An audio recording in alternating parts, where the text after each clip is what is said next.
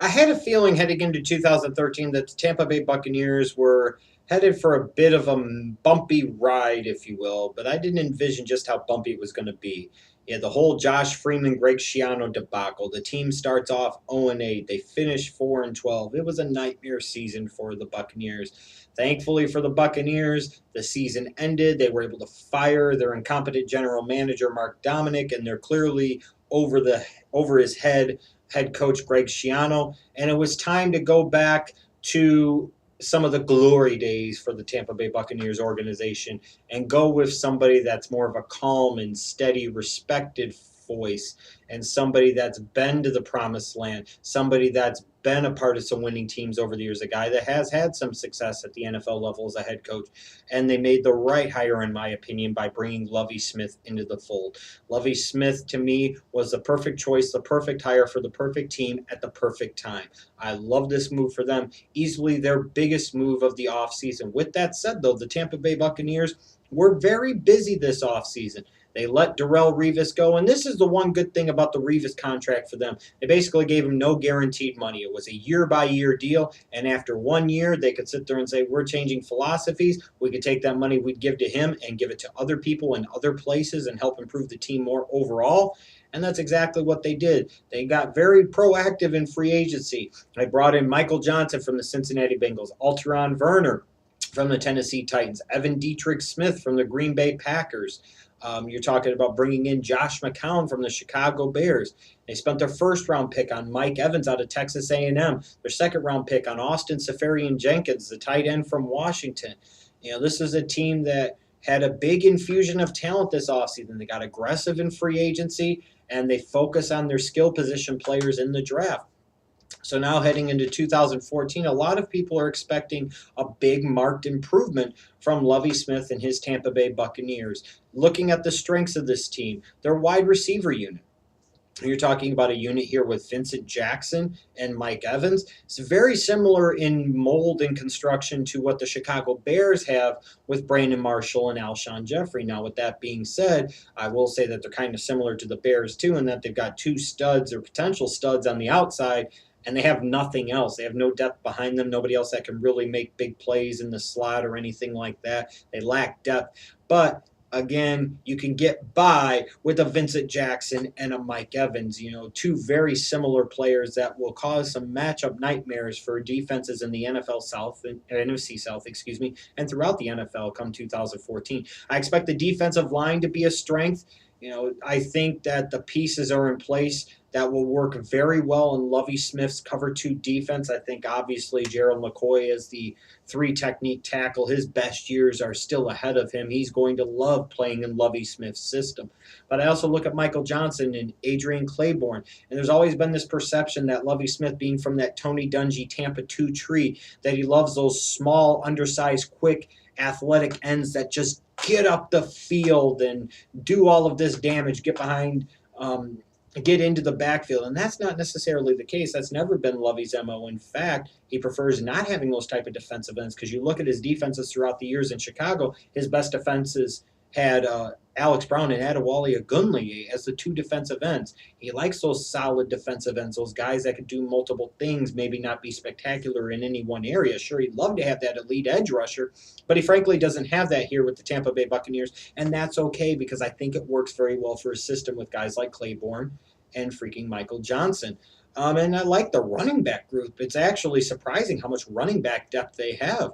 Doug Martin, you hope, would come back from his shoulder injury and be healthy and ready to go for 2014. But you've also got Mike James in the fold. You've got Bobby Rainey in the fold. These are guys that did some nice things when they were given an opportunity in 2013. Then you've got third-round pick Charles Sims from West Virginia. This is a deep and loaded running back group, one of the best running back groups in the National Football League. Lovie loves to run the ball, and he should be able to do that with great success and with great depth in 2014. Now we go to the question marks, and I'll start at quarterback. I'm a Josh McCown fan, and I appreciate a lot of what he did in 2013 with the Chicago Bears. But is that success really going to carry over? And does that short-term success really necessitate him being a full season starter, especially going away from Mark Trestman's system in Chicago? Now he will be coached by a Jeff Tedford, who is somebody that has a history of working with a lot of quarterbacks and getting the most out of them over the years. Aaron Rodgers being one of those examples, but some of those other examples include guys like Carr and Kyle Bowler, I believe, and who else am I forgetting? Yeah, so Kyle Bowler, yeah. So there's guys there, but those are all college guys too. And how does that translate to the NFL? I'm not really sure yet, But is Josh McCown going to be the guy? Is he going to be able to start 16 games? Is he going to be effective enough to legitimately start 16 games? If he doesn't, is Mike Glennon going to take some steps and progress in year number 2? So some questions there for me at the quarterback position. Offensive line. There's some questions there. Obviously, Carl Nix had to retire, and that's not good for them, but he wasn't really much of a factor, frankly, at this point in time anyways. They lose Donald Penn via free agency.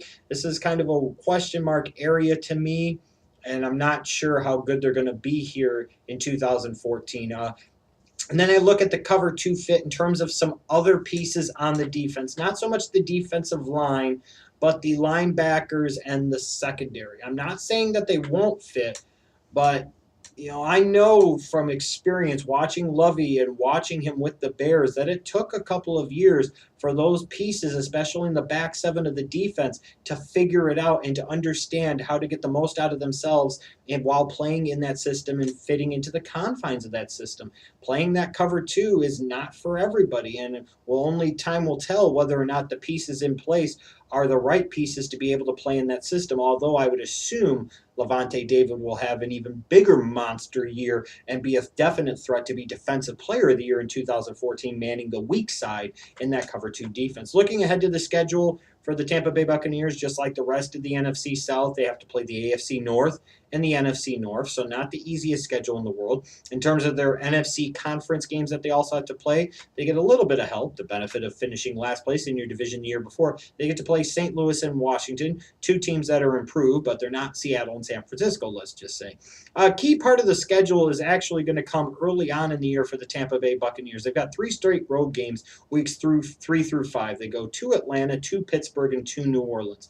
Now, if the Tampa Bay Buccaneers can somehow, some way, find a way to go 2-1 in this 3 great game stretch, then they will find themselves in a very nice position early on in the season. They will build some confidence and say, hey, you know what, we can be players here and maybe have a chance at sneaking into the wild card picture. But again, that's a very tough road to hoe. 3 straight road games for a new coaching staff, a new philosophy, new schemes on both sides of the ball.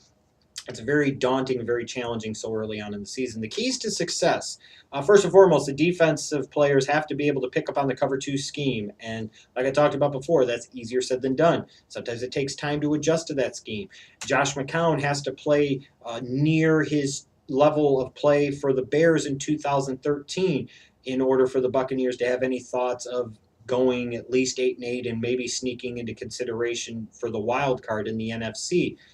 They need guys to stay healthy like Vincent Jackson and Doug Martin. They need guys like Mike Evans and second-round pick Austin Severian-Jenkins to be those big physical, explosive weapons that the Tampa Bay Buccaneers envisioned when they spent these high draft picks on them back in May. Overall, I expect the Tampa Bay Buccaneers to be improved in 2014. I think that Lovey was the right hire. I like some of the moves they've made in the offseason, but I don't think this is a team that is quite ready for prime time yet. I still think they need some work on their offensive line, some significant work on their offensive line. I think they need some depth still at wide receiver. I'm not sure that their quarterback of the future, their franchise quarterback, is on the roster at this time. And then I have some concerns about the linebackers not named Levante David in their linebacking core and their fit in this cover 2 system, as well as some of the pieces in that secondary and how they fit into the cover 2. But like I said, I think Lovey will be a calming, steadying force. This is still a team with some talent in place that's added some more talent. I'd expect them to go maybe 7-9 and finish 3rd in the NFC South and really start to set themselves up nicely for potentially bigger things to come in 2015 and beyond.